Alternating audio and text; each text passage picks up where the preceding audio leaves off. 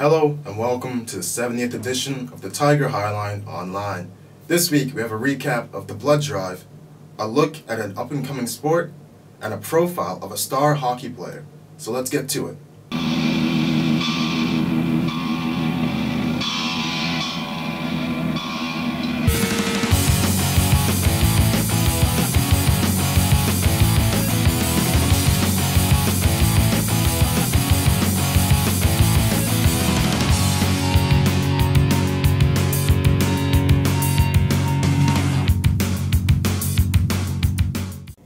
Child development students will get a taste of parenting as they begin adopting the digital Real Care babies. Sammy visited with expectant students.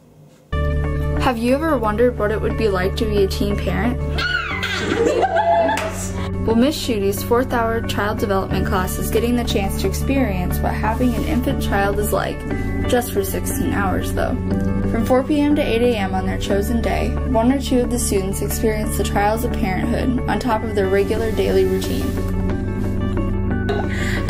This experience was awesome for me. I took this as a sophomore, so I did it as a sophomore, and it really showed me a lot about taking care of an infant, and I would definitely recommend it to other people in high school because it teaches you a lot about not only babysitting infants but also about other kids and the cares that they need. The week before we take the baby home, she really just talks about the baby and how to take care of it and how to get a better grade and and how to care for it. And then that week she'll hand out the sheet that you write the date that you're going to take the baby on. So that's when you'll check the baby out, and then that night you'll at 3 o'clock you'll come pick the baby up. The baby comes with a car seat, a wristband sensor, sleeper, bottle, 2 diapers, 2 outfits, a onesie, and a bag to put everything in. The wristband sensor helps the baby recognize you as the parent, so when you're taking care of it, it stops crying. There's each baby has its own electronic diapers and clothes and even its own bag and bottles, and it's just electronically transmitted to show when it was fed and how much. My favorite thing was being able to take care of something or someone, I just like that. And then my least favorite thing was when you went out in public with the baby, the judgment stares that you had to. My favorite part was just taking care of it. I had a really good experience with mine, but my least favorite part, I didn't really have a least favorite part. This has been Sammy reporting for the Tiger Highline. Now that the snow is gone, it's time to kick off spring sports. So Brennan went out to check out the expectations of this year's trap shooting team. Last Tuesday, the Cedar Falls trap shooting team held its second practice of the season.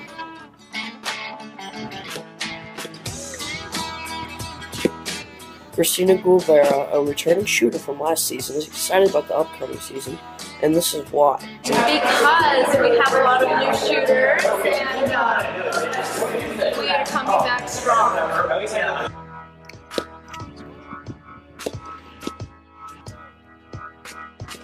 Coach Dave Grun feels good about this season, and this is why. The biggest thing is, I feel we've got a pretty good-sized team again. We're sitting around about 52, 53 kids. Out of those kids, about 15 of them are brand new, so it's always good to see a bunch of the new 9th graders come in and shoot. I feel pretty good as far as where we're at. Last practice last week was pretty cold, pretty frigid out here, so you really can't tell where kids are. Today's a lot nicer weather. Got to shoot a whole 50 rounds. Kids, as far as most sheets I see, we're doing really well, right on track with where they needed to be, so I'm pretty optimistic. I think we'll have a really good team with shooters this year. Their first meet is April 1st at the Cedar Falls Gun Club against Mason City, Ventura, and Waterloo West. This has been Brennan Coles reporting for the Tiger Highline Online. 93 students turned out to help make the CFHS blood drive a huge success. Cole Murphy has the story and all of those who paid it forward for this life-giving cause. Many Cedar Falls High School students on Tuesday, March 10th, directly impacted lives of local hospital patients by donating blood. Donating the blood just didn't help the hospital patients, it also helped the students by developing lifelong habits of blood donation and volunteerism. We have 93 students signed up, and it's a good thing that they sign up in the high school and they start donating in high school, because if you wait until after high school, you're less likely to donate. So if like you're in college or a grown-up out in the real world and you hear of a blood drive, you're less likely to go donate blood unless you've already had the experience. And so we're providing the experience here at high school. That way you're more likely to donate and save lives. And another benefit of donating blood, they also got to have a tasty snack before and afterwards. I thought it was like a relatively easy way to save 3 lives, and it wasn't for all that much work. Like, all you get is a needle stuck in your arm for a couple seconds or minutes, and it hurt really bad at first, but then you just get used to it, and yeah. By one student donating blood, they directly impacted the lives of 3 local hospital patients. If we have 93 signed up, so if everyone donates and their blood is accepted, then we would save around 300 lives today. This has been Cole Murphy reporting from the Tiger Highline Online. Rock climbing is a sport on the rise, and Amber and Josie followed the action of those who love to stand above.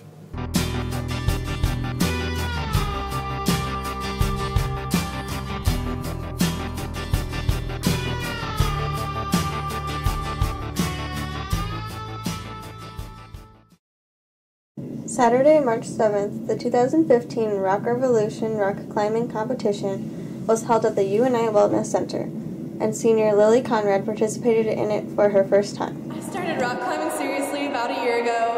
Today I'm participating in Rock Revolution. It's a climbing competition up at UNI. Last year I just watched it because I wasn't old enough to compete, and this year I'm pretty stoked about competing. And the way it's organized is they take everybody and they divide them into 2 groups. The purple group and the yellow group. The purple group gets to top rope or boulder for 1.5 hours while the yellow group rests, and then we switch. So the yellow group goes while the purple group rests. And you're basically free to just do whatever you want. There's 2 types of climbing here. There's bouldering, which doesn't require ropes. It's probably like 6 yards high, and it takes a lot more strength. And then there's top rope, which is you're like strapped into the rope with like a harness and everything. And it's like, I think it's 42 feet high, so yeah, we'll see how it goes. CF alum Rod Kashev was also at the competition for his first time. I'm Rod Kashev, and this is my first time at the Rock Revolution, and it's my 2nd year climbing, started when I came to college. So. This has been Amber Schwab and Josie Speltz reporting for the Cedar Falls Tiger Highline Online.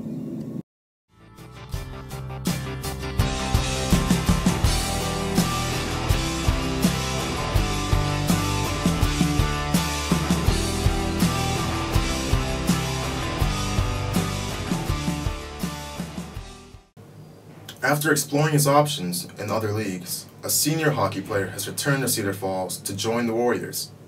Adam, Austin, and Jackson have the profile on this player in his pursuit of excellence.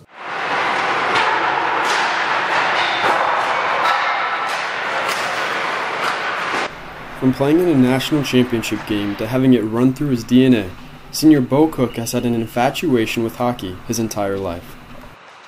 I love hockey because it's just in my genes. The way me and my brother were raised up, we played hockey since we've been around hockey our entire lives. We've been playing it since we were 5. Nothing compares to the feeling of scoring a big goal or just being with the guys every day and practicing. It's just, you gotta have the love for the game, or else you won't survive, or you won't play it after high school. You won't play even until your senior year because some kids quit.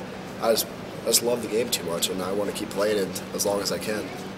Cook played in Omaha for the first 3 quarters of his junior year and just returned home to finish his senior year after 7 months playing hockey and attending school in Kansas City. I decided to leave because I thought it would be better for my hockey career. I thought it would be better for my hockey, or my development as a player, get myself out there and get my name out there at colleges and junior leagues and all stuff like that. I wasn't really leaving my life behind with all the advancements in Twitter, texting, Snapchat, all that stuff. I was keeping up with all my friends. I got a great group of friends here in Cedar Falls and a great family that supports me. So whenever I come back, it's like I wasn't even gone. Big traffic, and that one gets great block, and here comes Starr. He's got Cook near side. Over to Cook. Cook looking for a chance. In the goal! Short-handed goal. 8 seconds left on the kill for the Mavs. And with a shorty by Bo Cook. Omaha was a completely different city. You could have any restaurant within 20 minutes of you. And it was my first time being away from home. I was a little homesick, but I had a great group of kids around me. It was a little bit bigger than Cedar Falls, but I actually went to a smaller school, so I got to know every kid in the school personally. And I went to school with about 40 hockey players, so it was just nice being around the guys every day. We were a hard-working team. We were a lot of younger guys, and I was one of the older guys on the team, but I was one of the leaders. We were okay. We bounced around between 50th and 70th in the country, depends on how we were doing. We had a little rough start, but we won out at the end, probably the last 10 games. Now he's taking the next step with his hockey career and left his life in Cedar Falls to chase his dream of playing hockey. Kansas City, I was playing U16 hockey in Omaha. In Kansas City, I had to bump up to 18s right away. So it was a big adjustment, playing against a lot of bigger kids and a lot of older coaches, stuff like that, and playing in a newer league. But I thought I'd be a better fit in Kansas City. The coach liked me, and he said he wanted me to play there, and I just thought it was a new time for time for change, something new in my life. Now he might put college on hold and hopes to get on another team for next season and continue to pursue his dreams. In hockey, they're recruiting 365 days a year. You can sign a tender to play at the next level whenever. The draft for the USHL and the North American Hockey League, which is right below the USHL, is coming up in, I believe, April. So I probably won't get drafted to the USHL, but I'm trying to get drafted to the North American Hockey Leagues. This has been Austin Anderson, Adam Ehrenholtz, and Jackson Skiles, reporting for the Tiger Highline Online. Those who visited the Tiger Den on Tuesday, March 10th got an unexpected lesson from the newly formed School of Rock. Courtney and Becky tuned in for some musical tutoring. A typical school morning consists of parking, walking into school, and going straight to class. But now, there might be a reason to come a little earlier on Tuesday mornings. Junior David Schroeder is now playing music in the Tiger's Den on Tuesday morning. I've been playing guitar for 12 years, performing since I was 6 years old. My grandpa plays, and I guess I've always wanted to play like him because he's really good. And when I learned how to play guitar when I was 5, I started getting good and I was able to play with him. That was really cool for me because I wasn't used to playing with other people. And then we started going to open mics and jam sessions and stuff, and it was just really fun. We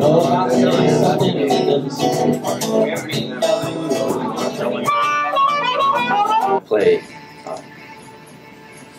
3-4 times a week. Open mics around Cedar Falls, I believe. Jameson's Wednesday nights, Tuesday nights Spicoli's, Thursday nights Casey's 218. I think Friday nights are Cup of Joe. There hasn't really been a set day, but I'm going to guess Tuesdays, 7:20 to 7:50. One of the counselors, I think, knew Dave was a musician, so they brought him down and introduced him to me, and he fit right in with the other kids in the School of Rock Club. He's a great musician. He was ready to play, so we asked people in Tiger's Den if they'd be willing to have him play, and they accepted. After spring break will be the next time. This has been Courtney Dobson and Becky Hughes reporting for the Tiger Highline Online. Fox Pop! Fox Pop.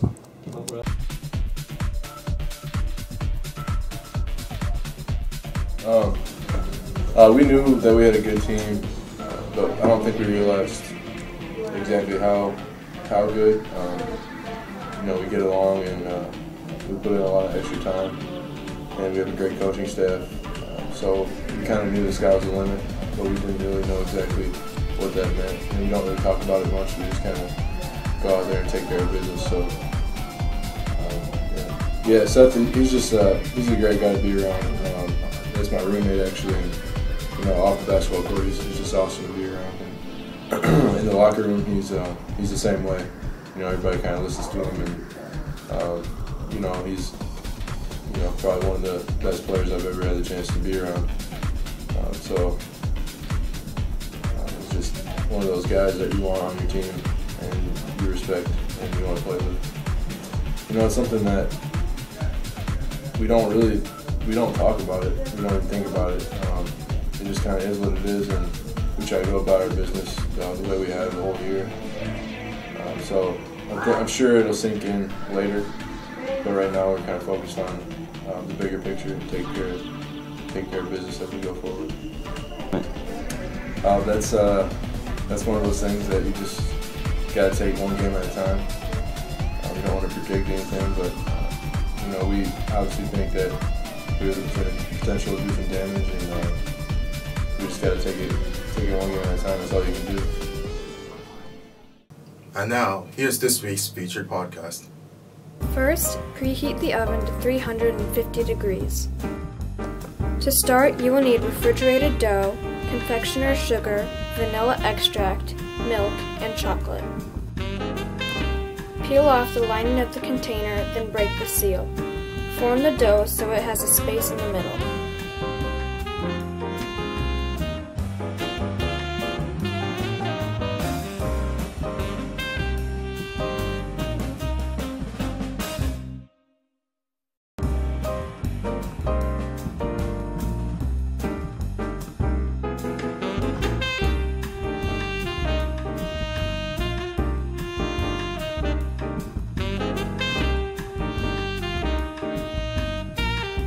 When the donuts are formed, place them in the oven for 15 minutes.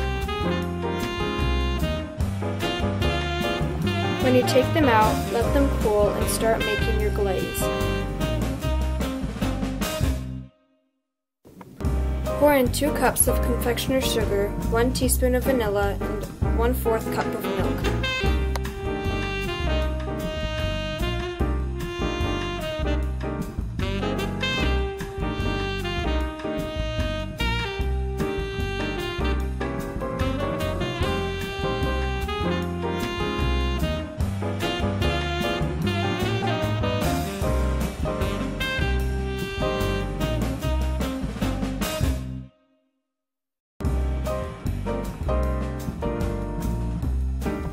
Place it on heat and whisk together until it is smooth.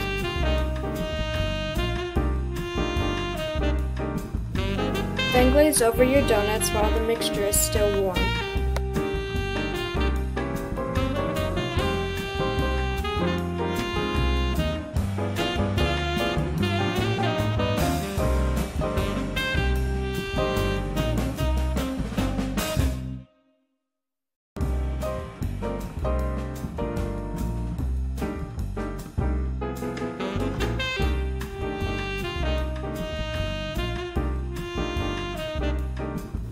Now you can melt the chocolate and create a chocolate drizzle.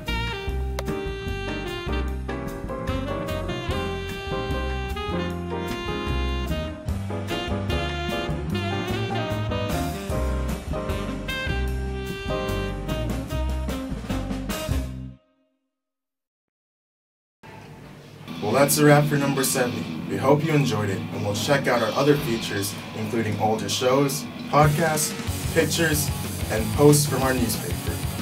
Thanks for watching, and remember, keep it classy, Cedar Falls.